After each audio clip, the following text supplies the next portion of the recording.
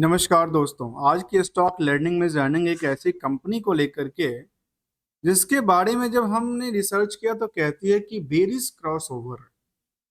और जब berries cross over है तो क्या इसमें पैसे बने और बिगड़े हैं क्या? आज इसी स्टॉक के बारे में चर्चा करेंगे जिसका नाम है श्री दिनेश मिल। इनकी वेबसाइट्स पर जब विजिट करते हैं तो दो तरह की इनके पास वेबसाइट्स है, अर्थात इनकी ग्रुप्स लंबी चौड़ी हो सकती है लेकिन स्टॉक उतनी लंबी चौड़ी है नहीं। जहाँ पे एक तरह टेक्सटाइल इंडस्ट्रीज के लिए कहती है, दूसरी तरह कहती है in the comfortable in the दूसरी वेबसाइट जो कि रेमेडीज की बात करती नजर आती है। हम किसी एक पे क्लिक करते हैं जाके वेब जो कि टेक्सटाइल वाली इंडस्ट्रीज के ऊपर, तो निकल के आती है कि टेक्सटाइल पे कामकाज करती है और कंपनी के नाम से पता चलता है कि मिल्स चलाते हो तो मिल्स वाले वेबसाइट्स पे एंटर किए। ऐसा कुछ बड़ी इंफॉर्मेशन यहाँ पे देखने को नजर नहीं आई आखिर कंपनी के पे क्या क्या क्या। यहाँ पे देखा जाए तो कंपनी 1935 में बनी थी, इतनी पुरानी कंपनी है। कह सकते हैं कितनी पुरानी कंपनी हो गई, अंग्रेजों के जमाने की कंपनी चल रही है। कहती है Shri Dinesh mill limited manufacturing the worsted fabric, ये फैब्रिक मटेरियल्स और पेपर मेकर्स जो कि फेल्ट है इंडस्ट्रियल टेक्सटाइल के लिए और इससे रिलेटेड कामकाज है। पता चलता है मिल्स नाम है तो या तो ये शुगर मिल होगी या कुछ बड़ी मिल होगी या कुछ, तो यहाँ पे देखने को आई जो कंपनी टेक्सटाइल इंडस्ट्रीज से बिलोंग करती है। चलिए, तो स्टॉक की प्राइस की तरफ फिलहाल हम नहीं देखेंगे, इसको फिलहाल हटाइए क्योंकि इसका कोई मतलब नहीं बनता। हम जानेंगे स्टॉक की चार्ट से। चार्ट से क्यों जानेंगे पता है? क्योंकि चार्ट में जानने से ये पता चलता है, जो यदि हम एक साल की चार्ट के आकलन करें, अवलोकन करें, साथ में यदि हम 2-3 साल 4 साल की चार्ट को लेकर, तो चार्ट में लगती है कि अच्छे खासे पैसे बने हैं और अच्छे खासे पैसे डूबे। अब किनके डूबे किनके बने ये तो मैं नहीं कह सकता, लेकिन चार्ट लेवल पे ऐसे देखने को मिलता है जो लगातार स्टॉक चलती है और चलती है तो लंबी चलती है। यदि किसी टाइम फ्रेम से आकलन करके देखेंगे तो देखिए, जो ये जो पोजीशंस है इस पोजीशंस को एक सपोर्टिंग लाइन मानते हैं। इस सपोर्टिंग से यदि चढ़ी स्टॉक तो नियरली देखिए कहां से कहां पहुंचा, 480 के आसपास की प्राइस थी और पहुंचते पहुंचते कहां पहुंच गई, नियर 525 के आसपास। फिर उसके बाद टूटना चालू होती है, टूटते टूटते फिर से बिखर के नीचे गिर जाती है। अर्थात ये देखा जाए जिस प्राइस के आसपास ये स्टॉक हुआ करता था उससे भी नीचे आके अटक गई, उससे भी नीचे आकर के अटक गई और इसका सपोर्टिंग को भी तोड़ दिया। जो सपोर्टिंग लेवल बनाया था उसको भी तोड़ती नजर आई। अब सवाल उठता है यह रिसेंटली क्या कहती है स्टॉक? तो देखिए, स्टॉक में हमेशा अच्छे, हमने कहा कि अच्छे खासे पैसे बने, अच्छे खासे पैसे डुए। अब यहाँ पे एक चीज सबसे पहली बात है, यहाँ वॉल्यूम का बड़ा नंबर चल रहा है। आखिर वॉल्यूम किस बेसिस पे है? तो देखिए, जहाँ पे क्योंकि नॉर्मल वॉल्यूम की बात करें तो फिलहाल एक महीने के चार्ट लेंगे तो सब ज्यादा क्लैरिटी मिलेगी। 3 महीने के चार्ट देखते हैं थोड़ा सा, और यहाँ पे वॉल्यूम इंक्रीज करती है। पहले तो वॉल्यूम की क्या थी, वॉल्यूम की रफ्तार देखिए। वॉल्यूम देखने में आती है कि नियरली 5,000 के आसपास की रैली की वॉल्यूम वॉल्यूम थी। अब कई बार मार्केट में जब चहल पहल बढ़ती है तो वही 5,000 की वॉल्यूम 50,000 पे चली जाती है, 55,000 60,000 तक पहुंच जाती है।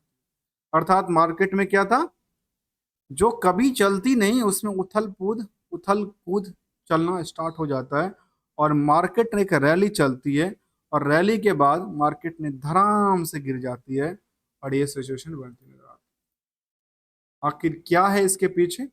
जहां हम देखें, आज की हिस्टोरिकल डेटा नहीं है, हम पूरे के पूरे हिस्टोरिकल चेन को ही देख लें। जो कंपनी इतनी पुरानी थी उसकी प्राइस चेन में इतना बड़ा मोमेंटल क्या था, जहाँ पे वैसे तो यदि जो कोई पुराने थे उनके पास कोई बड़ा फर्क नहीं पड़ा, क्योंकि जिनके पास खरीदारी जो बनी हुई होगी स्टॉक को लेकर के 100 रुपये का बना है, उनके पास आज भी 500 का स्टॉक बना है। लेकिन टाइम कहता है इसको लेकर के, इस टाइम तक जो स्टॉक मार्केट में आई थी उछाल, उसके बाद क्या हुआ? क्या अब नई ऊंचाइयों को छूने के लिए मार्केट आ रही है? दोस्तों अभी तो ऐसा देखने को नजर नहीं आती, केवल केवल प्रेशर्स की ही सिचुएशन बनी है जहाँ वॉल्यूम लगातार इंक्रीज करती लेकिन बिकवाली का प्रेशर। अब आते हैं इसके पीछे की कुछ हिस्टोरिकल इंफॉर्मेशन देखते हैं जिसको कहते हैं फंडामेंटल। फंडामेंटल बेसिकली क्या है, हिस्टोरिकल इंफॉर्मेशन है और आने वाले समय को एक्सपेक्ट करके दिखाता है, जहां इनके पास ये काम धंधा है तो ये काम इस हिसाब से करती है तो इस हिसाब से हो सकता है। जहां बुक वैल्यू कहता है 360 का, इंट्रेंसिक वैल्यू कहता है 668। स्टॉक में इंटरेस्ट की बात करूं तो स्टॉक में करीब 27 गुने की इंटरेस्ट है। ईपीएस, ईपीएस अच्छी खासी तगड़ी है। किसके बेसिस पे? फेस वैल्यू 10 का, तो ईपीएस निकल के आती है करीब 90 का, 92 का। इस 92 के पीछे जो स्टॉक खरीदने की भीड़ लगी थी वो है 27 का। 27 गुने की रफ्तार से बढ़ती है और ये हमेशा चलती बोलती प्राइस है। तो ये डिमांड कैसे बढ़ेगी? तो पहला फैक्टर देखा जाता है मार्केट में, तो चार्ट क्या कहता है। तो चार्ट में वॉल्यूम को देखना चाहिए, क्या डिमांड बढ़ती नजर आती है या उसको ब्लॉक करके रखे। इसके बाद जो डेट टू गुड इसके बारे में, कंपनी के बारे में क्या, क्योंकि ये प्रॉफिट की जो पार्ट है उसको दबाने का काम करता है और दूसरी तरफ जो करंट रेशियो का पार्ट है वो क्या करता है, प्रॉफिट को जनरेट कराने का काम करता है। दोनों में कुछ ना कुछ कनेक्शन है। जहाँ पे सेल्स के बेसिस पे ये देखा जाता है, तो सेल्स में वो सेल्स जो कि उधार पड़ा हुआ है, उधार सेल्स के पीछे जानेंगे जो आखिर इसके पीछे रिस्क क्या कहता है, रिस्क फैक्टर परसेंटेज क्या कहता है, किसके बेसिस पे, प्रॉफिट के बेसिस पे। क्योंकि ये दोनों के आपस में कनेक्शन है ईपीएस। दोनों का कनेक्शन कहाँ से है?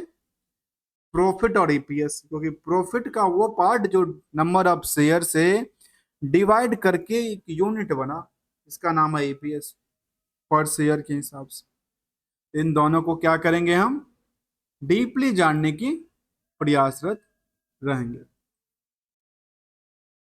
चलिए आते हैं जहां पे आरओसी की बात करती है 5%, आरओई की बात करती है 4% के आसपास। डिविडेंड का ट्रैक रिकॉर्ड की बात करें तो 1.97% की कहती है।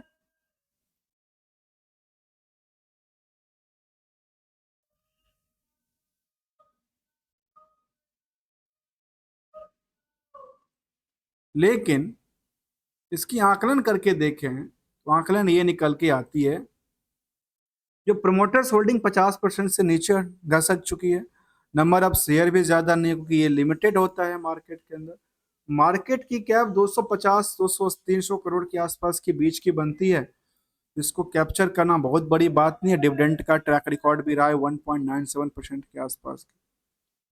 अभी तक यदि पीबी की बात करूं, प्राइस टू बुक वैल्यू की, तो अभी तक बहुत ज्यादा जंप नहीं किया, क्योंकि इसका बुक वैल्यू काफी अच्छी तगड़ी बनी हुई है, जो कि अंग्रेजों के जमाने की कंपनी रही है।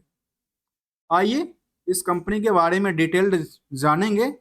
डिटेल्ड के बारे में कंपनी ने अपने इन्वेस्टर्स को क्या दिया, कंपनी की मोटिविटी क्या है, कंपनी की फंडामेंटल्स में रिवेन्यू पार्ट क्या कहती है, और कंपनी की मैनेजमेंट अपनी लेवल पे क्या परफॉर्मेंस करती नजर आती है।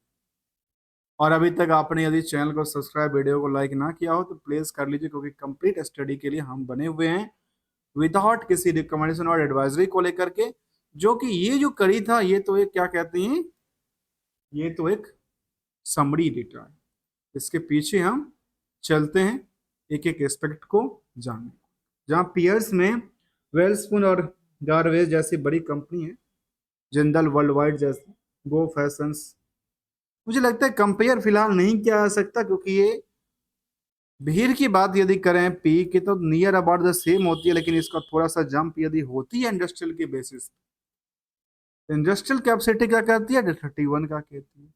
और 31 कहती है तो यहाँ पे कितना परसेंट का जंप होना चाहिए, नियरली 10% की भी जंप होती है तो मार्केट क्या बात कहाँ पे जाएगी, 550 तक जाएगी। और 550 की बजाय जाएगी तो 573 इसका हायर टू हायर है इस साल का। और यदि ये यहाँ टच कर जाती है तो फिर मार्केट थोड़ा सा इनके पीछे जा सकता है। जहाँ पे क्वार्टरली रिजल्ट के बारे में मैनेजमेंट की परफॉर्मेंस की बात करें तो वो दिखती है। जो कंपनी के पास क्या है, कंपनी के पास जून टू जून में देखने को मिला जो नियर अबाउट द सेम था, कोई बड़ा फर्क नहीं पड़ा। लेकिन क्यू और क्यू के हिसाब से देखें तो गिरावट देखने को मिला। ऑपरेटिंग प्रॉफिट में जो कि खास करके 8% तक हुआ करता था, वो 8% से घट घट करके आधा परसेंट घट करके 7.5% पे लटक गया। और जो नेट प्रॉफिट की पार्ट की बात करें तो वाई वाई में एक 1.22 करोड़ के आसपास था, वहां पे 2.64 करोड़ के आसपास आया। मतलब यहां से यहां डेवलपमेंट अच्छी खासी हुई है। जब डेवलपमेंट हुई है इसके बारे में और क्या कहती है, चलिए हम इसका भी आकलन कर लेते हैं। इसके बारे में देखने को मिलती है जो ओवरऑल ये मिला जो वाई वाई के बेसिस पे जो क्या है क्वार्टरली डेटा है, उसमें कहती है रिवेन्यू 1% जंप करती है। ऑपरेटिंग प्रॉफिट ऑपरेटिंग एक्सपेंसेस 3% से ज़्यादा जंप कर जाती है। लेकिन इनकम साइड करीब 48% की जंप के साथ ईबिटा भी करीब 42% की मार्जिन, नेट मार्जिन की बात भी 42% के आसपास, 47% के आसपास बनी। इसके बाद देखा जाए तो ईयरली बेसिस पे इसका आकलन क्या कहता है, वो भी एक नज़र डाल दे। सेल्स के बेसिस पे इसका परफॉर्मेंस लेवल ये था जो साल दर साल इनका कुछ ना कुछ तो ग्रो हुआ है। जबकि 12 महीने के डेटा भी करीब करीब 2 करोड़ का जंप हुआ है। आकलन करके देखेंगे तो 89 से 97 होती है, 97 से 99 करोड़ होती है, 99 से 101 करोड़ होता है। इसके अलावा जो अदर इनकम साइड है, इसके पास अदर इनकम साइड बहुत ज़्यादा है, जिसकी वजह से इनका जो है ना वो इनका बिजनेस मॉडल नहीं है। इतना तो नजर इनकम साइड से करीब 60% के आसपास की निकल के आ जाती है। अर्थात ये क्या 60 जितना टोटल रेवेन्यू है सेल्स का, उतना 60% इसका अदर इनकम भी आता है। जिसकी वजह से जो ईयर ऑफ ईयर का आकलन निकला वो करीब करीब 48 करोड़ तक आसपास पहुंचा, जिसको टॉप ऑफ ईयर तो कह सकते हैं। जब टॉप ऑफ ईयर कह सकते हैं तो इसके लिए क्या जानना जरूरी है, इसके लिए जानना जरूरी है इसकी बुक्ड किया हुआ प्राइस के पीछे, क्योंकि प्रॉफिट हमेशा क्या होता है बुक्ड किया जाता है, इसलिए हमें बैलेंस शीट की को जानना जरूरी होगा। चलिए उसको भी आकलन करेंगे। जहां पे ईयरली डेटा की तरफ देखा गया तो वाई वाई में कंपनी के पास करीब 3% की इंक्रीमेंट देखने को मिला था। ऐसे ही ऑपरेटिंग एक्सपेंसेस करीब 3% की गिरावट के साथ, और नेट जो इनकम सोर्स था वो 111% के साथ, और नेट मार्जिन की बात करें तो वो भी करीब 100% से ज़्यादा की जंप करती नजर आती है, और ईबिटा भी करीब नियर अबाउट 41% के पास जंप किया।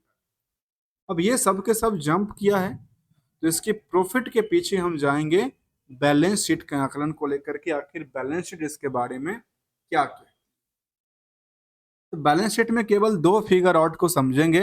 एक तो उन्होंने बोरोइंग्स लिया 10 करोड़ का, तो यहाँ पे सवाल उठता है क्या यूटिलाइजेशन क्या कर रही है ये, क्या एंजॉयमेंट के लिए कर रही है, क्या अपनी प्लान को लेकर कर रही है, या फिर बिजनेस एक्टिविटी को लेकर। जो 10 करोड़ का था वो 10 करोड़ कहाँ शिफ्ट होता है। एक तो देखने को मिले 6 करोड़ के आसपास शिफ्ट फिक्स एसेट्स था उस पार्ट में होती है। इसके अलावा की बात करें तो और पार्ट्स तो इन्वेस्टमेंट में भी देखने को मिला है, इंक्रीज तो किया है। अब इसके पास यदि अदर सोर्स अदर एसेट्स की तरफ देखें, अदर एसेट्स में इनके पास जो लैब जो मार्केट में उधार सेल्स हैं वो कहता है इनका करीब 15 करोड़ के आसपास का। जब 15 करोड़ के आसपास का उधार सेल्स कहता है तो इसके लिए दो चीज को जानना जरूरी है। पहला चीज कि इसका रिस्क कितना दिन के लिए है, और रिस्क की परसेंटेज क्या है। ये दोनों फैक्टर को जानना जाना चाहिए। चलिए इसको भी जानेंगे। जहां 15 करोड़ का रिस्क फैक्टर की बात करती है करीब करीब 2 महीने की, उसमें कोई भी उतार चढ़ाव देखने को नजर नहीं आई। तो इसके बारे में कितनी प्रॉफिट के बेसिस पे क्या, तो नियरली देखा गया कि 20% के आसपास कह सकते हैं जो मार्केट में इनका रिस्क है उधार को लेकर के, उस जो 20 करोड़ के आसपास था, उसमें प्रॉफिट पे कोई फर्क नहीं पड़ रहा। मतलब यहां तक कंपनी की कोई भी ऐसा गलतियां देखने को मैनेजमेंट की नजर नहीं आई है जिसके बेसिस पे स्टॉक ने ऐसा कुछ बड़ी जो रैली की तरफ या मार्केट क्रैश की तरफ जो मूव किया था वो समझ में आता। उसके बाद देखा जाए तो इन्वेस्टर को लेकर के कंपनी का फाइनल डिविडेंड भी दिया है कंपनी ने। डिविडेंड की पार्ट की चर्चा करें तो 10 रुपए का डिविडेंड दिया था। इससे पहले कंपनी ने इसी पीरियड में करीब करीब डिविडेंड की पार्ट की बात करें तो 2024 के अंदर करीब करीब 30 रुपए का डिविडेंड देती है। अर्थात देखा जाए यदि 500 की वैल्यू थी मार्केट में और वैल्यू कितने की थी इनकी, वैल्यू का आकलन करके देखेंगे तो वॉल्यूम थी नियर 500 के आसपास, और 500 के आसपास की जो प्राइस थी स्टॉक की, अभी रिसेंटली की बात करूं तो इसमें 30 रुपए का क्या देती है, डिविडेंड देती है। अर्थात अच्छी तगड़ी देखा जाए तो मार्केट यदि 6% के आसपास गिरती है तो इसको कवर कर, कर पाएगी। अदरवाइज जो मार्केट है क्या 6% के चक्कर में मार्केट गिरा था या चढ़ा था, इसके लिए कौन सा टाइमिंग होगा, ये होगा हम जानेंगे इससे 2 दिन पहले। अर्थात कब की बात होगी, 31/7 की बात। तो चलिए 30-31/7 को डेटा पे चलते हैं और वो हम देखेंगे पिछले 6 महीने के डेटा में 31/7 के आसपास के जो डेटा था उसमें हुआ क्या। देखिए यहाँ जो मार्केट ने रिएक्शन किया था, लंबी रैली दिखाई थी, वो रैली का कारण था जो यहाँ पे कंपनी ने क्या दिया था, एक डिविडेंड दिया था। कितने परसेंट का, मार्केट प्राइस की 6% का, मार्केट प्राइस की 6% का डिविडेंड दिया था। उसके बाद मार्केट ने जो डिप लगाई उसका कारण यह था, जब डिविडेंड मिल गई 6% तो लेकर के सब के सब बेचबाली के प्रोसेस में निकल पड़े, सब के सब रन में। इसलिए मार्केट में वॉल्यूम क्या हुई, लगातार। और इस टाइम को क्या हुआ होगा, अनाउंसमेंट हुआ होगा, जिसकी वजह से मार्केट ने क्या किया, सेंटिमेंटल अपनी पोजीशंस लेते हुए काम किया। अब आते हैं इसी चीज को जानते हुए आखिर यहाँ पे इन्वेस्टर्स क्या थी और इन्वेस्टर की तादाद के बारे में क्या। इन्वेस्टर के बारे में देखा गया तो यहाँ पे करीब करीब 49% और 50% दोनों की आपस में, पब्लिक और प्रमोटर के आपस की जो परसेंटेज है वो बराबर है, कोई फेरबदल नहीं था। यहाँ पे देखने को आए जो कुछ लोग यहाँ पे पब्लिक होल्डिंग के अंदर बने पड़े हुए हैं, खास जिनके पास 1%, 2%, 3% की होल्डिंग है।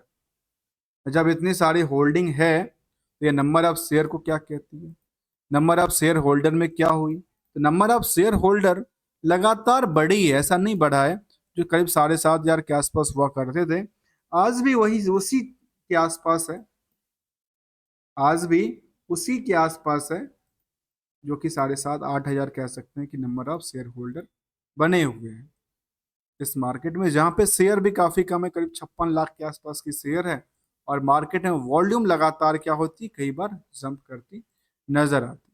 अब एक सवाल उठता है, जो क्या यहां से स्टॉक चल सकती है या नहीं चल सकती। यहाँ पे देखने को ये मिली, जो ओवरऑल यहाँ पे जो ऑपरेटिंग प्रॉफिट था, नेट प्रॉफिट मार्जिन थी, ये सब के सब में क्या हुआ, गिरावट थी। इसके बेसिस पे ये मार्च 24 का डेटा था, ठीक है।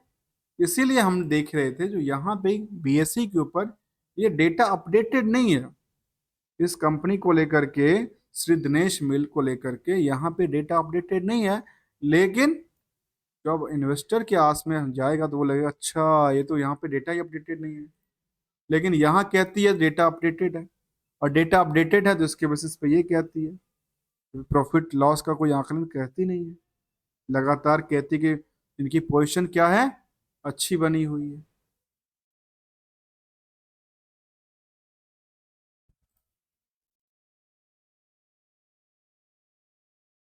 अब आते हैं मार्केट में अभी तक की रिटर्न को बेसिस पे, कितनी के रिटर्न जंप दिया, और लास्ट पॉइंट पे जाएंगे जो कि आखिर मार्केट में इसको क्या कह रही है, क्या 500 के लेवल को तोड़ने के बाद ये और 450 तक तो नहीं आ जाएगा, ऐसा रिस्क फैक्टर तो नहीं बनता है। यहाँ पे देखने को मिली जो ओवरऑल 5 साल में तो ग्रोथ लेवल दिया था, लेकिन लेकिन की बात यह है जो पिछले 6 महीने की मूविंग एवरेज की तरफ ध्यान दे के देखें तो मूविंग एवरेज से नीचे चला चुका है। और इनके लिए सपोर्टिंग की बात करें तो सपोर्टिंग इनके पास ढेर सारा पड़ा हुआ है, जिसको बेसिकली कहते हैं lower to lower is a support. तो लोअर टू लोअर तो काफी ज्यादा है, ऊपरी सतह के लिए कोई कामकाज देखने को नहीं मिलता। और लोअर यदि और डिप करता है तो शायद यहाँ तक जा सकता है, तो इसके बाद भी डिप करता है। यदि इसके पास, यही कहते हैं ना एंट्री और एग्जिट को कोई टाइम नहीं होता, लेकिन सही टाइम पे एंट्री खास करके उस टाइम पे बेनिफिशियली ज़्यादा होता है। यहाँ पे ये देखने को मिलता है यदि ये तोड़ती नजर आती है नीचे गिरावट है तो फिर शायद इसको बचाना थोड़ा सा मुश्किल हो सकता है बाकी सारी चीज़ों को लेकर के, क्योंकि 3 साल के डेटा बेसिस में लगातार इसके ट्रेंडिंग रिवर्सल की तरफ चलती है। और वॉल्यूम बेस में देखेंगे तो आज तक की सबसे ज्यादा वॉल्यूम पता है कहाँ पे आई? इस डिविडेंड को चक्कर में आई, जहां पे 30 रुपये का डिविडेंड अर्थात 6% की dividend in the market value के आसपास की कंपनी ने अनाउंस करके पे किया। एनालिसिस पार्ट में कहती है maintain the healthy dividend part, कोई इशू नहीं था। और नंबर ऑफ डेज भी लगातार इन्होंने रिड्यूस किया है कैपिटल रिक्वायरमेंट को लेकर। जो डिलीवर्ड प्रॉफिट की बात कर रही है सेल्स ग्रोथ को, वो थोड़ा गिरावट में है। और earning including the other income side में इनके पास अच्छी खासी इनकम है, क्योंकि इनके पास इन्वेस्टमेंट भी तो अच्छी खासी देखने को मिली थी। तब तक के लिए thank you so much for joining air. एक नज़र डालिए इसके पीयर्स में तो सौम्या आती है, श्री नचा आती है, तो इन सबको भी कंपेयर करेंगे आगे चल करके, कुछ अपडेट निकल के आती है तो। तब तक के लिए thank you so much for joining here दोस्तों।